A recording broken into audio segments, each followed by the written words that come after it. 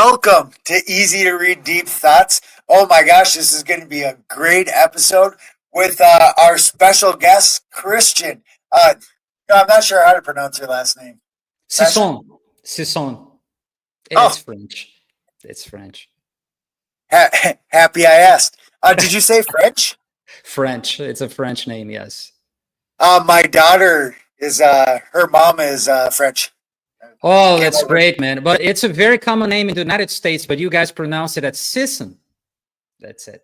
It's a it's a very common name in the United States, yes. Awesome. Well, oh my gosh, before we get into the introductions, I would like to share a funny story. So, we are recording this episode before it plays, and I have my current episode automation playing right now. And I double booked myself unintentionally because I have a thing for angel numbers. I have a thing for numerology, or however you'd want to say it. Today is October 10th. And yeah, I chose to play my episode today an hour earlier than I normally do because it would be 10 at 10 a.m. Central.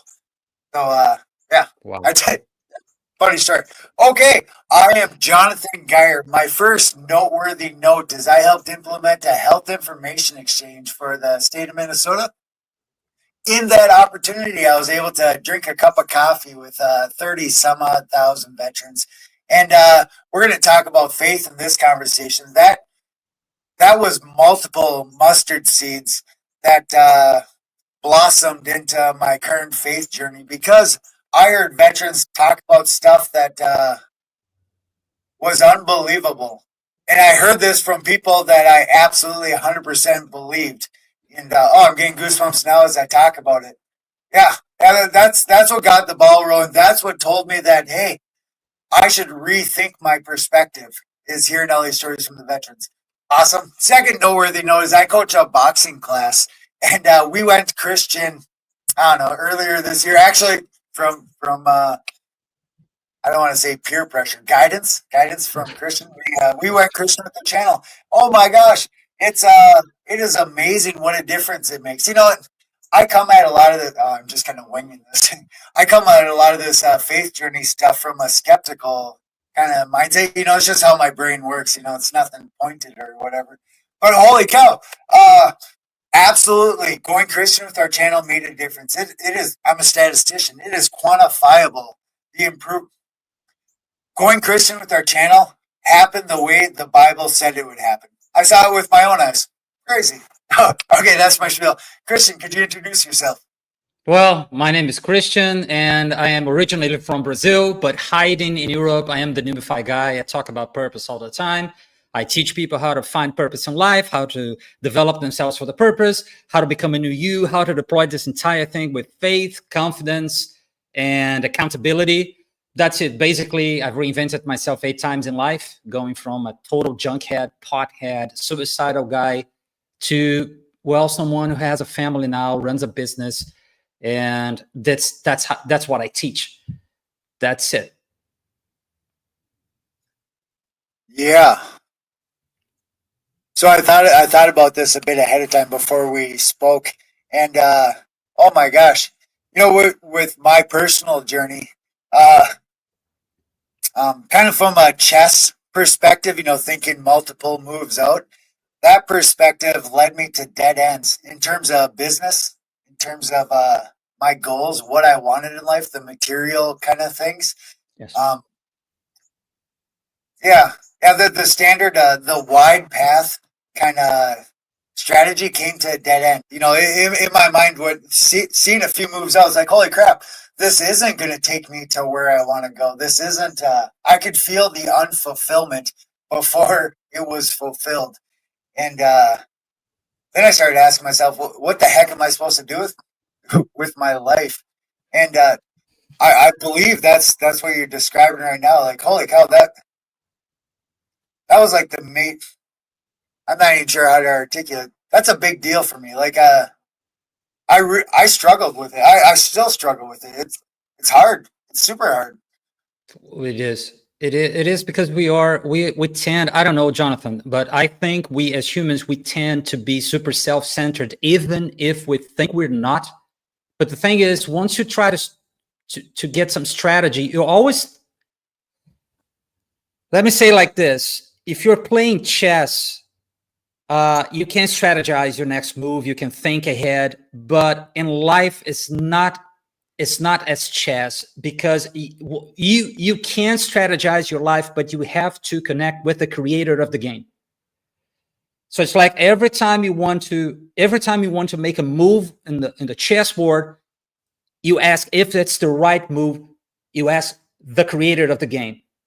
Because if we're just playing the game by ourselves and no one created this game and this is just a random stuff, then that's okay. Strategize. Go ahead, feel free. But then you're going to hit dead ends. But if you try to strategize because you are connected and you want to get the best move, although we are going to screw up, it's inevitable. It's part of the game. It's baked into this reality. We are going to screw up. But if you want to win the long run, if you want to finish the game, if you want to finish the race, and here, well done, faithful servant, you got to strategize with the maker, with the architect. This is how I'm thinking. I never thought about it this way until I embraced Christianity and started to follow Jesus. That's it. But I was exactly like you, always strategizing that end. Not a move, that end. Not a move, that end. I'm like, what is going on here? That's it. You're trying to basically solve you are the beginning, the middle, and the end of your problems, and you think you are the middle, the beginning, the middle, and the end of your solutions. That's a circular reference. That's not enlightenment. That's a closed loop. That circular reference in Excel, the spreadsheet, every time there's a circular reference, kind of, how am I going to solve this problem here? Yeah, of course, it's circular. You have to get a thread and say, hey, God, take this thread, untangle it for me. How can I proceed? And then that's it. That's how my life started to really move in the right direction, although there are plenty of challenges. But at least I know I'm in the right direction and try to be zeroed in on his will and in sync, like not ahead and not falling behind, but in sync and aligned. That's it. XY coordinators, coordinates. Yeah, I was active listening. I had a real good thought pop into my mind. Let's see if I can recall. Go ahead. Awesome. Okay, well, no, it's not coming back to me. How do you tune into that? This I'm going to say it publicly. I was baptized 3 years ago, and a lot of this understanding. Totally, I am a little kid when it comes to this. I'm absorbing from everyone. You guys do 100%. You guys play a big role in my current perspective, right? Like shepherds, I'm following. Yeah. Okay. Well, I'm a statistician, so I struggle to put in some numbers to it. Like, how do you quantify that vibe of knowing what's right? And I'm saying this. This is what I'm thinking about. This is what I'm dealing with in my own life. But like tuning into that signal. Metaphorically, I picture it like an old radio where you got to twist the dial. Yeah. It's rarely in my experience. I was going to say it's rarely a clearly pure signal, which isn't true. I have heard a pure signal a few times over. More often than not, it's a fuzzy radio station. Like I'm twisting the dial trying to tune into the signal, but they're static in other places. And mentally, that's what I'm working on now, is trying to filter out a lot of that static. I don't even know what the static is. Because I don't fully know what the signal is. I'm kind of figuring it out as I go. Yeah, that's a thing for me right now. Is what is static, or what's noise, and what's signal? It's challenging. I'm curious how you define that, or how you could articulate it. You got. I know what you're saying, because I do go through this process, although it's becoming more and more clear to me. The way you do it, I think, is you got to reinforce your filters. Say your entire awareness is a big circle, and say that this entire awareness is noise except what you focus on, which is signal, right in the middle. So it's not your entire awareness. If you just unplug and just try to get your awareness as broad as you can, it's a bunch of noise. Now you got to focus on the signal. You got to reinforce the filters. The filter is the barrier between your signal and the noise around you. And this is like a training. Think about Bruce Lee. That's it. The guy he wasn't born ready to fight Kung Fu. He was honing in. He was sharpening the skills. It's the same thing, I guess. So how do you train and get to, I don't know, second black belt? I mean, you got to train every day. And this is what I do. Every day, I tune in. Tune in and drop out. That's it. You got to tune in and you got to stay there. And you got to recognize what is signal, what is noise, what is your thought, what is the thought, what is a random thought, and what is God's thought. One thing I've learned is that if it's a negative thought, that's not from God. I wouldn't say it's from the enemy, but I would say it's not from God. Rule out. The thing you're talking about being a child, I'm also. It's not. You know, Solomon, it's interesting. I was watching a video, a guy doing an analysis on the Solomon's prayer.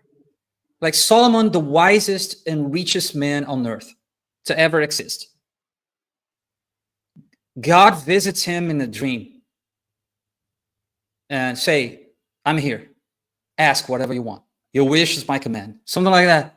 And the guy goes, I am but a child. I don't know how to lead. I don't know how to make a difference between, what's the difference between good and evil? How can I rule these people? I am but a child. I'm like, what? The wisest man.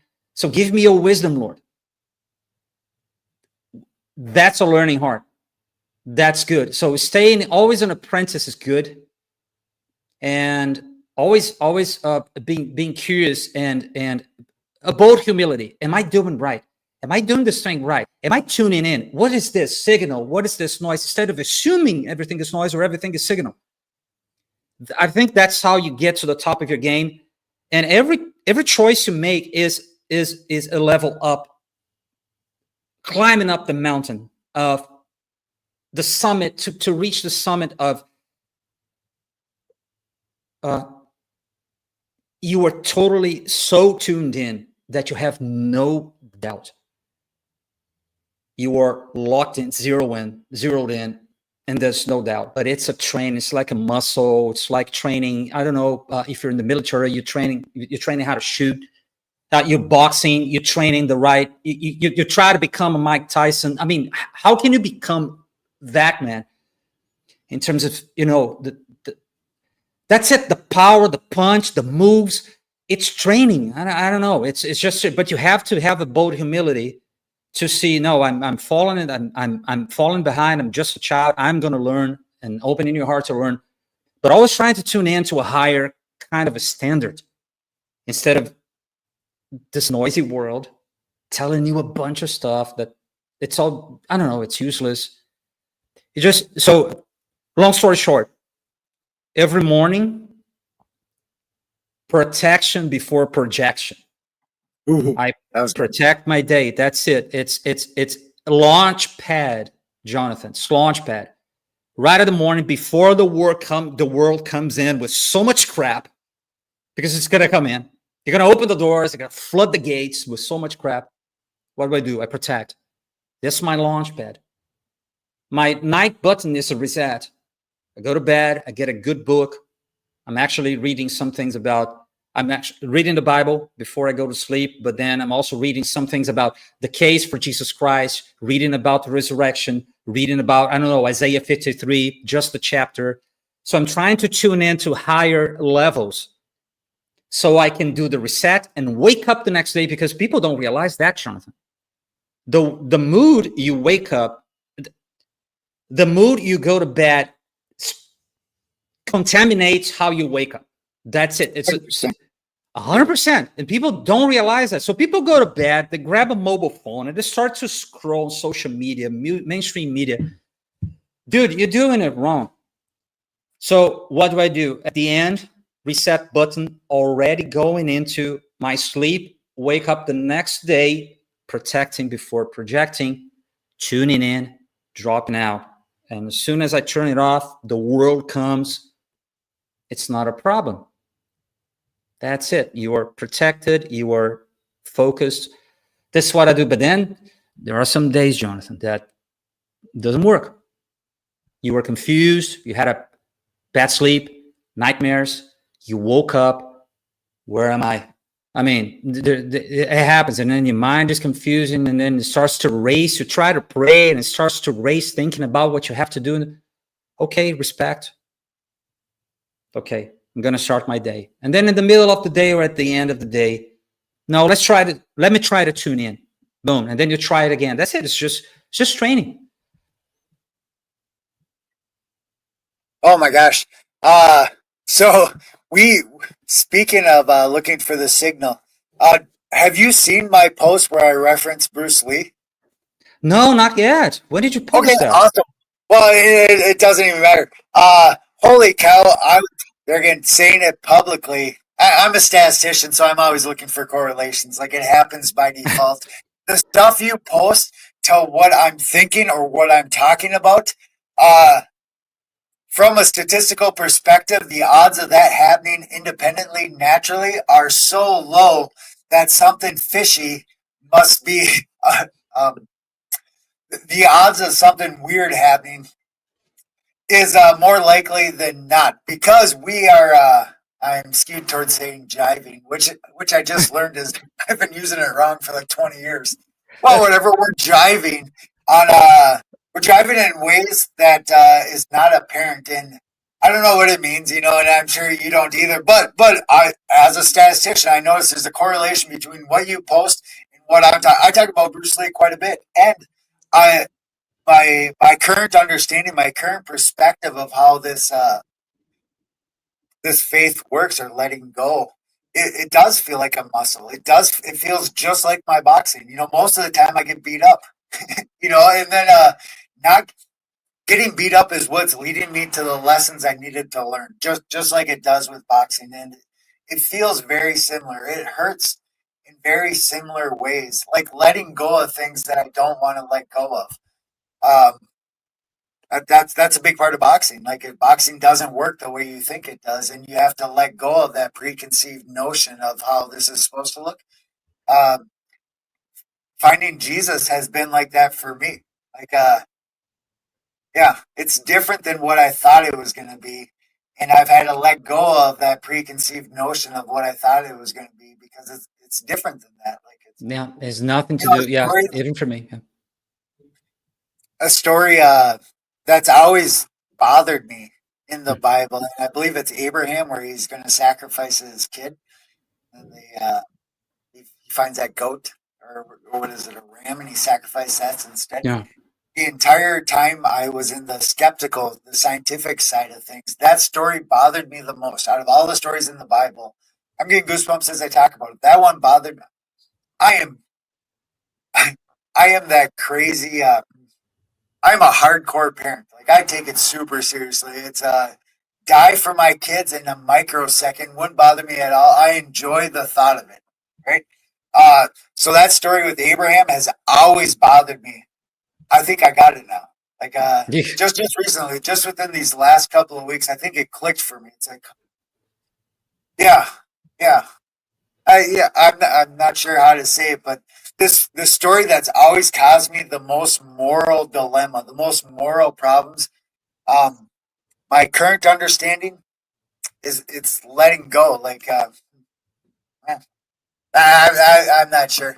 Uh, I have noticed some of the things that hurt me, some of the things that cause me major problems. I have seen it, seeing things a couple of moves out. I've seen the stuff that hurt me help other people. Like crappy situations that I've been, I've seen how those bad things have caused positive outputs in other people. Not it was negative from my perspective, but if I walked in that other person's shoes, if I moved my chess piece to their shoes, I can see how it benefited them. It Yes. benefited them, even though it was negative to me. So then, stepping up in perspective and looking down from Jesus's eyes, looking down holistically at the interconnectedness of everything. Like bad things for me could be good things for other people. And then I don't know, kind of like the divine planning. Like, is it really bad if something horrible happens to me, but it helps 40 other people? Like, I'm okay with that, But I wouldn't have saw that unless I moved my perspective up, because it's still stuck for me. But it helped out 40 people. Yeah, yeah. Yeah, That's my overlay on top of the Abraham situation. Like, I think you got to broaden your perspective. We all fall. I mean, we look at a negative thing. We think, oh no, I'm being punished. Could be, but not really. I mean, I could use like a soccer analogy. No, coming from Brazil, everything is soccer. So you get the soccer players, like 11 guys just kicking the crap out of each other. I mean, you have the goalposts, you have the nets, like on the other side. Why do you have to go through the enemy field to score a goal? Why is it not in your field? You gotta ask, well, because you gotta go, because if life is a game, if humans love games, that's it. We love. It's fun. It's fun to watch. It's fun to play. We come up with tons of games. Some stick, some doesn't. That's it. That's life. So there are a bunch of games that we play for centuries. And we never stop to ask, why do I have to go through 11 guys trying to just kick my leg? Just try to break me with the ball, just running, kicking the ball just to hit the net. Because it's fun. Well, why are they countering me? Well, because that's how you develop. Like, you don't have the best soccer players in the world scoring goals on their own side, on their own net. It's never going to happen. You have the best soccer players because there's a pattern in the Bible that I'm trying to break this code. Opposition and disruption always falls in tension. It always falls in tension. You gotta, I want to build muscles. The first thing you have to do is to fight gravity. That's it. Lift some weights. That's opposition. Bunch of times, bunch of reps. That's how you gain muscle, because your body looks at, oh, this guy's screwing me. I better multiply my muscle cells. That's it. That's how you gain muscle. That's how you. And the same works for, you were talking about probability. My mind was racing. I mean, if life is a game and it's a game of probability, the more you train towards something, towards getting a better signal with God, towards understanding better the stories of the Bible that trigger you, because being triggered is a blessing. Yes, sir. Triggers are a blessing. Getting triggered is a choice. Because there's something in you that that story just touched you on a point that it touched a nerve. It hit the nerve. Why? That's it. Instead of avoiding, you jump right into it and you try to learn, what is it? What am I feeling? Why is this triggering me? And then you try to understand the story. If life is a game of probability, the more you train, the higher the probability of you succeeding. You just increase your odds. That's it. Nothing is certain. Well, not even death. We're going to die here, but life is eternal. So not even death. So it's a game of probability. There's a probability we're going to go to heaven. There's a probability that we're going to find Jesus, and Jesus, get out of here. I never knew you. There's a probability. But the more, and I'm not talking about works. This is grace. It's another stuff. But the more you try to tune in, the more you try to do the right thing, the more you try to overcome your wrongdoings, try to hone in and tune into the higher signals, and try to meditate and try to pray and try to understand the Word of God, and try to be a better boxer or a better entrepreneur or a better musician, that's it. You increase your probability of winning the championship. Playing piano in arena for thousands of people.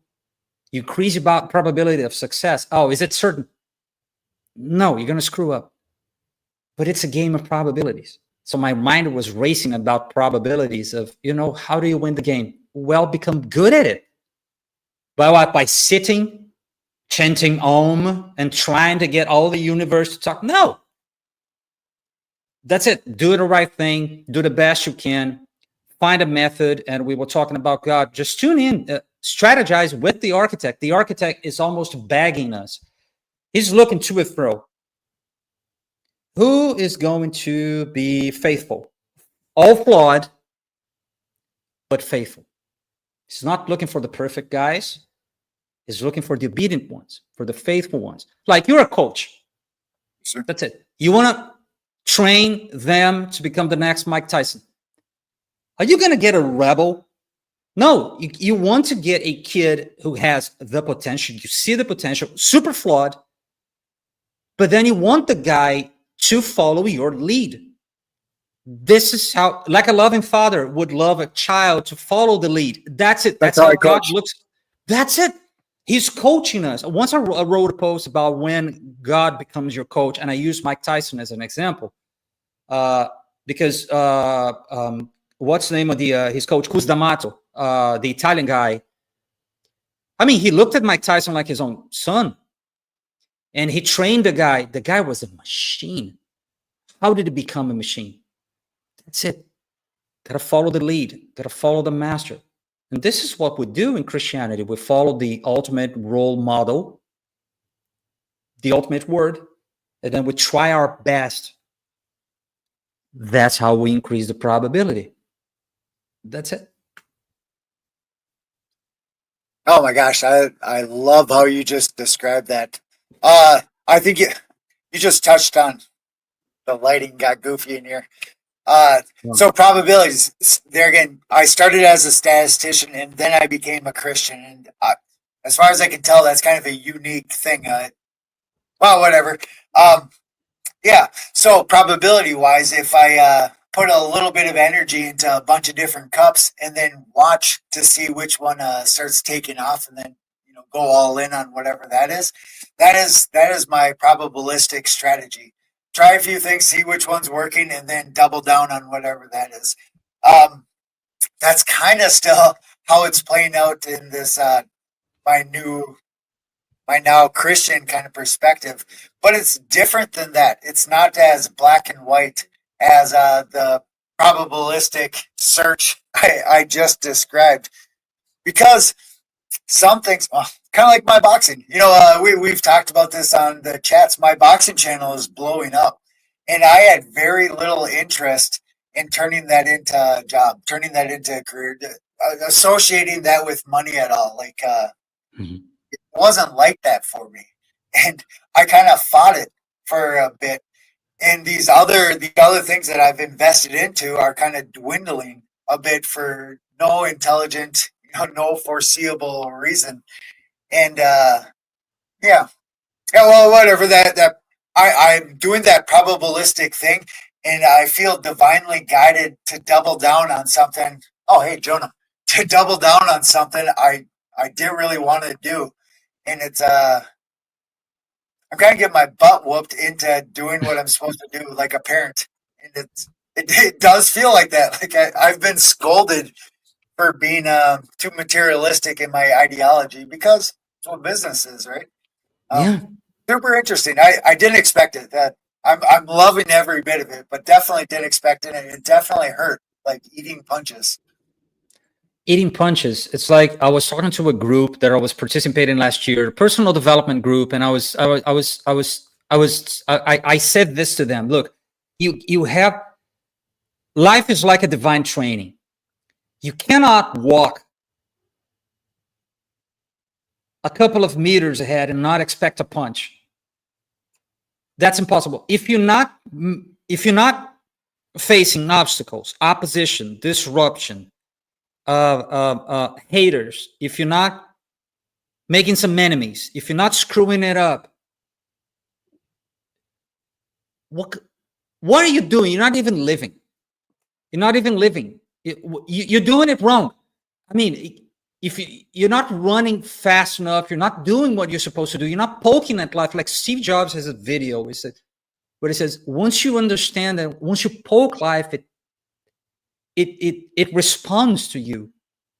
And then that's what he did. He poked, respond back, poke, respond back. That's how you live life. So I expect some punches. I expect some days that I don't want to wake up, but I do also expect some days of victory.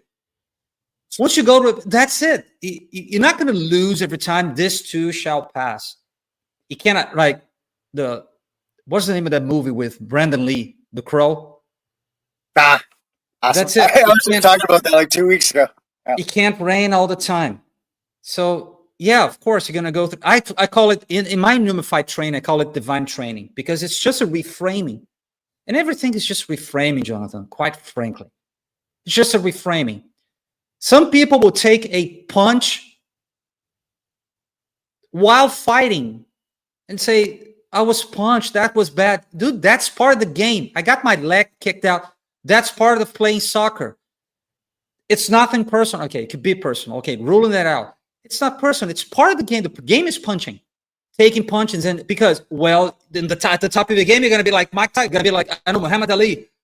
Like, I don't know, dodging 18 punches at the same time. The guy was a machine, like, woo, woo, woo. You cannot even see, like, Neo dodging bullets. That's it. But you got to expect some punches to land, of course, and it's going to hurt. And there will be a time where you're going to fall. But expect that you're going to, it's just reframing. But some people, they're too, I don't know. There's something strange in this recent times. Victimhood is praised. They got medals from being a victim. There's a victimhood, like a victim Olympics, something like that. I'm like, no, man, it's The real thing. it's not a good place to be. It's not a good place to be. You take the punches, so because it is divine training. God wants to see what you are made of. That's it. And all obstacles and all disruptions and oppositions, they are smaller than you. God never throws your way something you cannot handle. What if my daughter was 2 years old? Do you think I would give her a butcher's knife? She cannot handle a butcher's knife when she's 2 years old. She's gonna kill someone or get killed. You don't do that.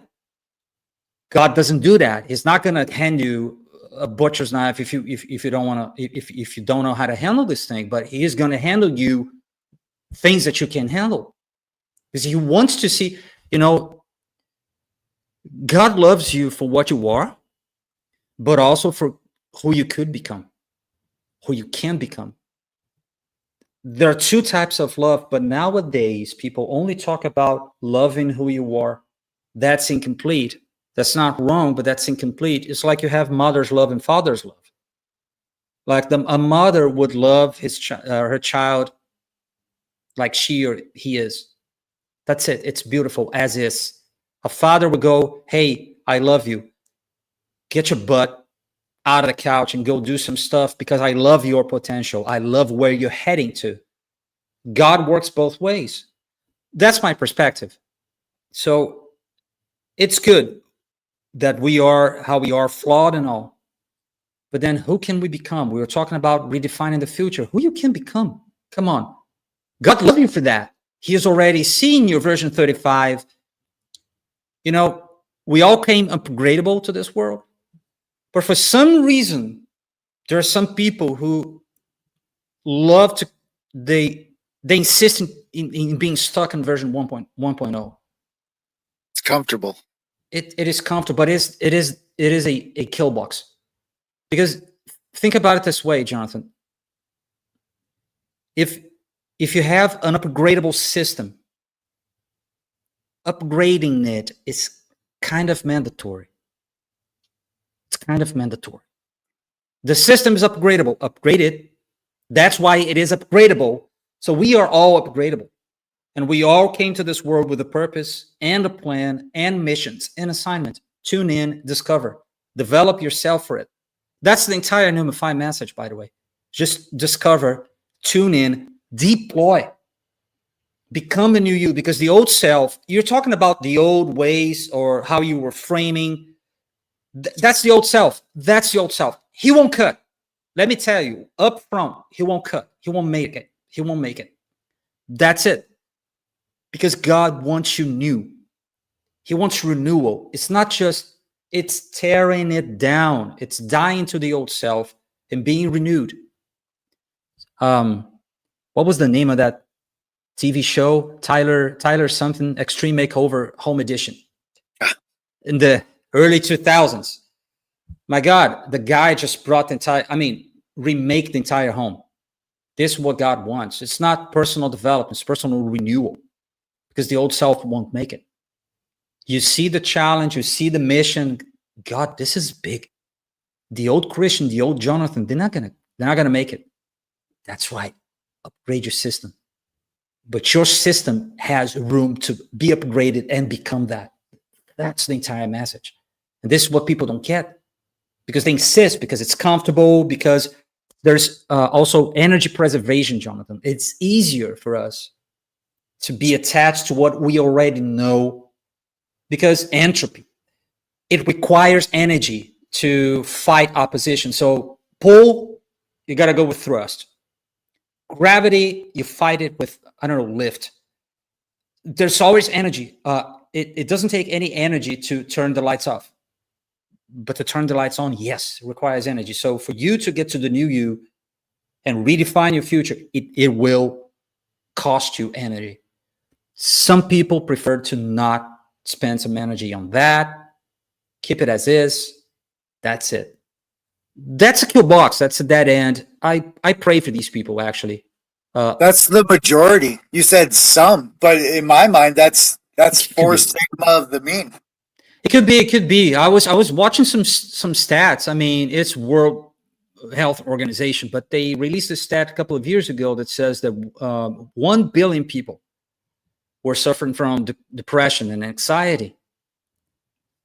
That's a total disgrace on a global scale. Come on, that's 1/8 of the population of the earth depressed and anxious. Come on, this is terrible. So yeah, I have to agree with it. It must be the majority of people just stay where they are. I call it the my identity BS. And people just stay in that cycle. They never truly know their true identity. They never go and seek what is their true identity. They don't ask God, because there isn't a God. They try to pull out of their own ass. I don't know what that is. It doesn't work. It doesn't work. A creation never know its own purpose. No creation. Ooh. That's logical. Not even religious. It's just logical. So they say you got to take Jesus is the narrow path, and then you have the wide path, right? And looking at that from like a statistical kind of perspective. So what does actually an empathetic kind of perspective? What does walking the narrow path mean? It means most people are not like you. Most people will not relate, because the majority is not walking the narrow path. That's the narrow of the narrow path. And there's isolation that comes with that. From True. The majority who are walking the wider path. And I guess I forgot where I was going to go with that, but that was, I think about that a lot. Like, I am choosing to not be like everybody else by joining Christianity, which tons of people are Christian, so is that a paradoxical loop where joining this large community of Christians is actually a narrow mindset in comparison to everywhere else? I'm not sure how that overlays on top of like a population statistics. But it's super interesting. So by taking the narrow path, most people are on a different path, which means whatever you're doing is going to be contradictory or insultive or abrasive to what the majority is doing.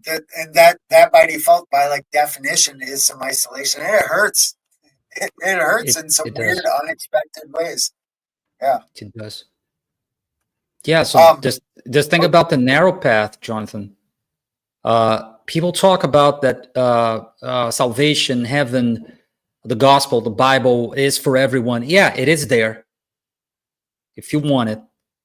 However, it requires dumping the old self, embracing a new life, repenting, 180 degrees shift, move forward, take your cross, follow him, requires obedience. Because let's be frank, Satan is also a believer. And I think Satan can quote scriptures way better than any of us. So knowing the scriptures, knowing what it's saying doesn't mean you know what it says.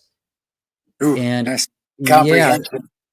Yeah, comprehension. So you can cite. I mean, he's also a believer. There are no demons. There are atheists. They all believe there is a God. The thing is that they do not follow. And following, and I think the difference, what I'm trying to get from breaking the code is obedience. That's the only difference, because, oh, I'm citing the scriptures. Yeah, that does not make you a follower, because Satan can quote.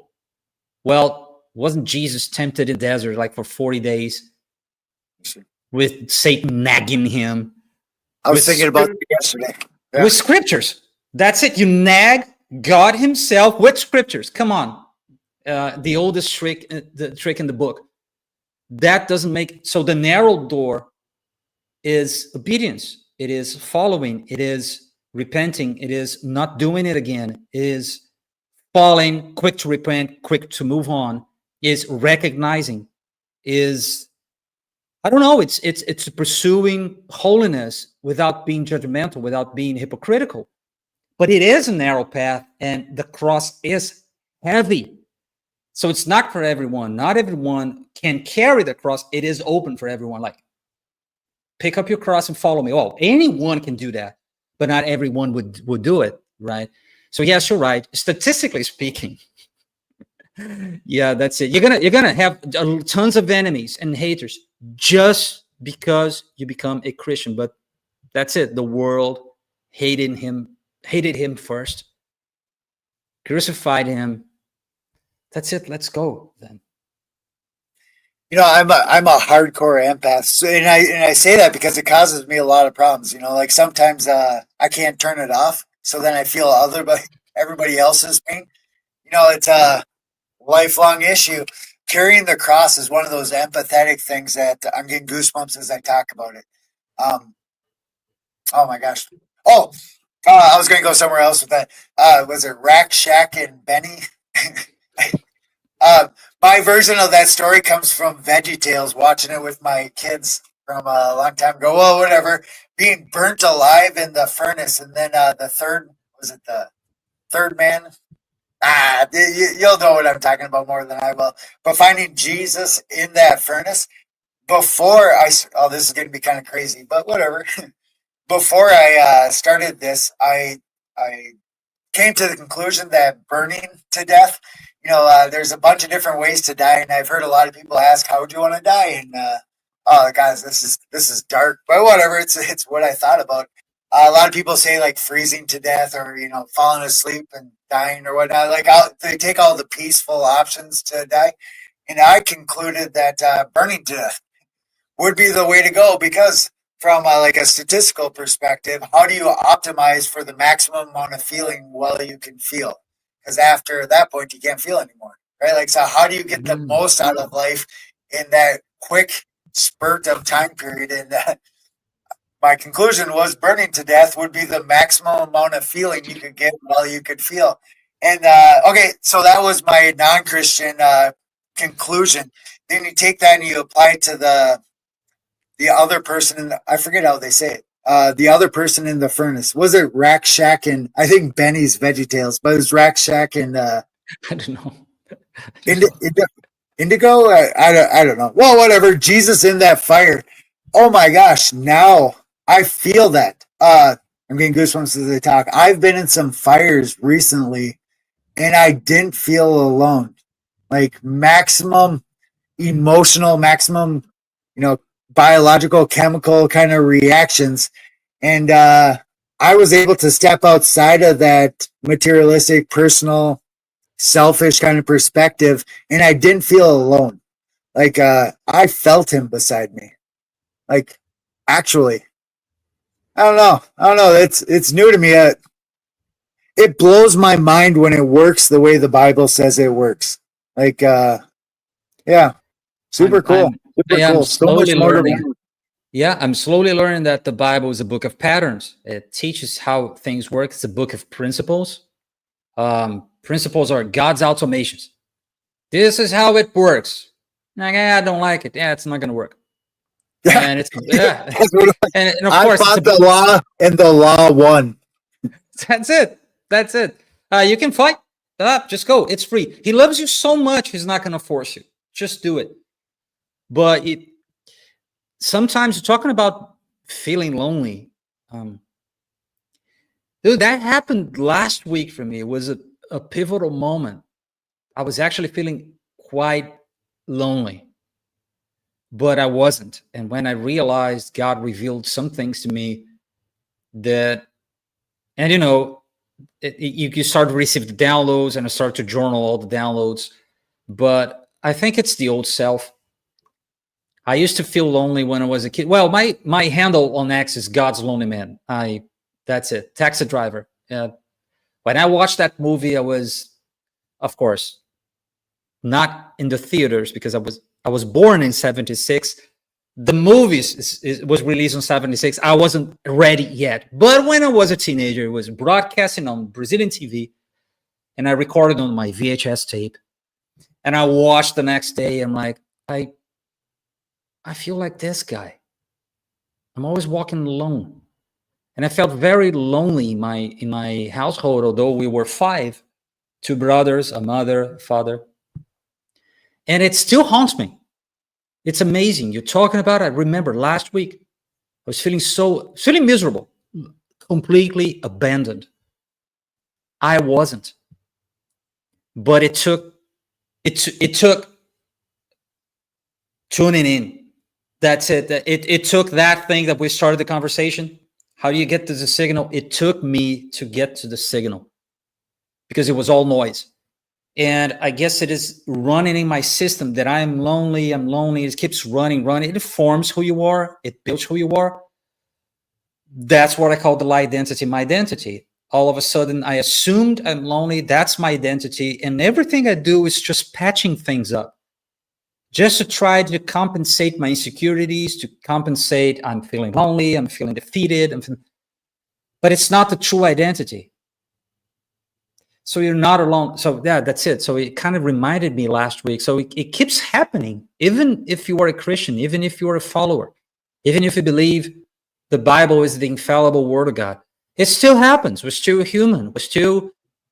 We're still tied to the old self like a corpse around us. Like say Romans, what is it, Romans 7 or Romans 8? I think it's 7, what Apostle Paul says, what a wretched man I am. The guy was still struggling, Apostle Paul, still struggling to do the things that he was supposed to do, not doing the things that he wasn't supposed to do. The guy was in shambles. He was courageous, but he was in shambles. What a wretched man I am. I'm like, yeah, this happens to everyone. It happened to the apostle. Who the hell am I? I mean, Two thoughts. Oh my gosh. So you said you're born in 78? 76. 76. Okay. Well, I'm 83, and we jive on movie. Use jive again. I assumed that we were really close. Well, I suppose we are, but I Well, we are assumed that 6 years, right? we were basically the same age because our preferences in movies, we're into the same stuff, right? Like none of my students are. Yeah. They have no idea what I'm talking about when I quote movies. Uh, that's another supportive data point of divine signal because there is that age gap. So the probability of us two watching the same movies, and because really it's a statistically improbable amount of correlations between what we're into, right?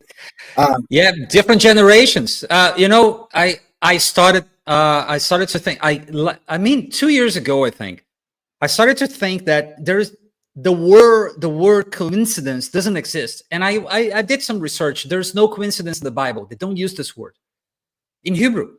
I'm like, oh, that's funny, and I started to just think about, oh, so it's not coincidence. It's evidence of providence. There's an evidence that there is something behind all these, like the Wizard of Oz. and it's all coming together, but there's no coincidence. Things coincide, but it's part of a plan, and it's part of people following the plan, because the plan can exist and people don't give two craps about the plan. So you're talking about, we have only like 7 years between us. You are Yes, sir. you are a millennial. You were a good example for I millennials. scraped my way in. Oh, you barely. Yeah, yeah. You're almost an Xer. Super interesting. Well, there again, from a statistic, like the probability, we can't quantify it, but like, you're the only other person I know, and I'm saying this absolutely. You're the only other person I know that can deep dive the same movies that I can, and this happened independently of each other. So, like, what the heck's the odds? Whatever those odds are, Look, very low, very and low. if you consider that we're not only different generations, but we were born in different countries, Oh, good call. different times. I mean, talk about Brazil 76, United States 83. It's totally different. And when those things happen, it's just really incredible. You can see the master behind the scenes. You can see the workmanship, that the craftsmanship of just crafting these things and making people meet. I mean, these things are being delivered, supplied, revealed on the need to know basis, on a need to grow basis, on a need to go basis. So people are being delivered your path on a need to grow basis. Let's say the path is being revealed on a need to know basis. Your provisions are being supplied on a need to go basis. Like, yeah, that's it. So, but you got to trust that at a certain point, these things are going to click. This is what people call a coincidence. And they say, oh, the universe is comparing. Dude, the universe is the creation. You don't ask for wisdom. You don't ask a Tesla for wisdom. You ask Elon. You don't ask an iPhone for wisdom. You ask Steve Jobs. You don't ask the universe for anything. You ask who created the universe. It's a personal being, timeless, spaceless. You go ask. You got the mechanism all inside of you. Just go and connect. I don't believe. And that's it. Then go. He loves you so much. He's going to let you free. But on the last day, then, because what do you prefer, Jonathan, really? Do you prefer to face mercy and grace or justice? I mean, let's be frank. Come on. Justice is getting what you deserve. Mercy is not getting what you deserve. Grace is getting what you don't deserve. So come on. A merciful, graceful God. I don't think I want justice, because I would It doesn't mean anything. I would be pulverized. That's it. I did so much wrong stuff, so much evil, and I still do. Dude, if I want to face justice, I mean, you're crazy. That's it. But in the last day, he loves you so much, he's not going to force you to be in his presence when you die. You choose. Yeah, so I choose justice. Okay, you're going to get justice. I don't know. I prefer to lean on mercy and grace, because I got tired of hell, Jonathan. I wrote it, I don't know, 2 days ago. Why did I convert to Christianity? Once I knew it was the way, because I got tired of hell. Just tired, man. That's it. At a certain point, you're like, get me out of here. I'm not taking anything from it. No money, no fame, no girls, no limousines, no mansions, no anything, no it's just suffering. No, I'm okay. I'm out. Okay, where do I go? Then I found. But, there are some people who don't believe in God, but as soon as they see there is evil in the world, they turn to God. That oh my gosh, we are at time here. That ties into the chess thinking a few moves out kind of perspective. When you step outside of yourself and you start looking holistically at the entire system, you were basically describing the materialistic or materialism, that ideology, as hell, or that's That's how I'm going to describe, reverberate it back to you. And that was my experience. That is what started this Christian journey, because materialism is constant loss, constant lack, constant True. constant suffering, basically, because you never have what you want, and even when you get it, it's fleeting, right? Like it doesn't, you can't bring any of it with you. You know, like where you were just saying, it's nothing. Like the end game of materialism is nothing, nothingness. Nothing. And then, Miserable. uh, oh my gosh, we're out of time here, but holy cow, I love this conversation. Yeah, it's a great conversation. Thinking in generational wealth, which is kind of a paradoxical contradiction to what I was just saying, because if I get so much material wealth that it goes through the generations of my family, that could be a good thing, and you know, or there's a solid case for that being a good thing. But in opposition to that, a generation out, nobody knows me, nobody cares, right? Like I have all sorts of awesome family heirlooms, and I was thinking about it, like it doesn't mean that much. Like it's actually kind of laborsome carrying these family heirlooms around with me. And there's a disassociation with the person that earned it, or whatever that object is representing. It dwindles. It dwindles to, it gets diluted through time. So I, in like a legal lawyer kind of mindset, I can't think of any narrative that justifies materialism in the grand scheme of things. Like materialism lost in a very sound legal argument within my head. Super interesting. Oh my gosh. Go ahead. No, it's very interesting. I was just saying, that's very interesting what you just said. There's no way, even legalistic, materialism just loses. That's it. It's a dead end. It's a dead end. That's the wide path. The wide path is material. That's what most people are on. That 4 sigma off the mean, left and right. That's what most people are on. Like it's kind of disappointing. Well said. Well. Oh my gosh, we are at time here. A thing I like to do is I'm going to ask you to end with our closing thought. What would you like our audience to think about tonight?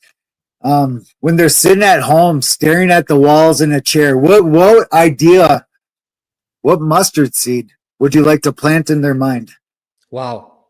Electric chair. Yeah, I got one thing that could be very interesting. I like it. Every single human being has a purpose and a plan. Every single one. So, in a sense, you already got it. Oh. You don't need to search. You just need to uncover. So,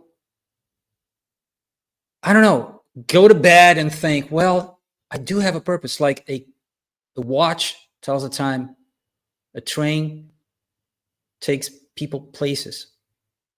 Well, so a person without a purpose, what is a broken toy?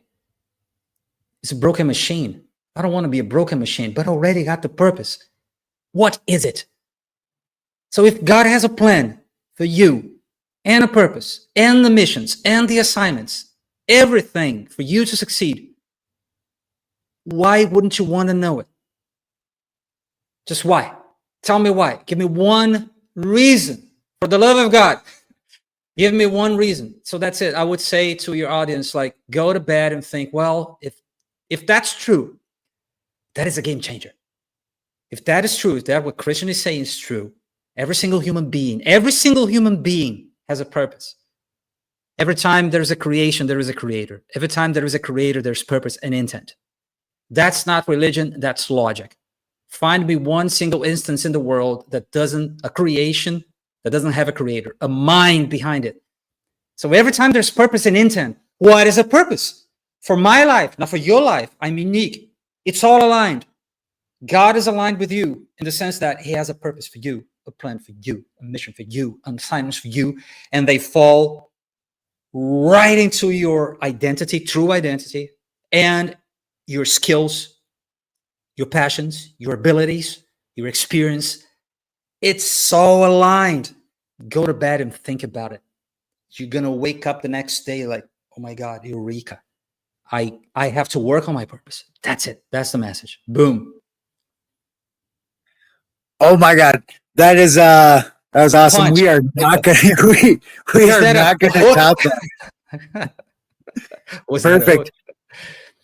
Holy cow, what a great conversation. Thank you for joining us. To my audience, you're welcome. What a cool conversation. Join us again. We appreciate y'all. Thank you. Thanks for having me.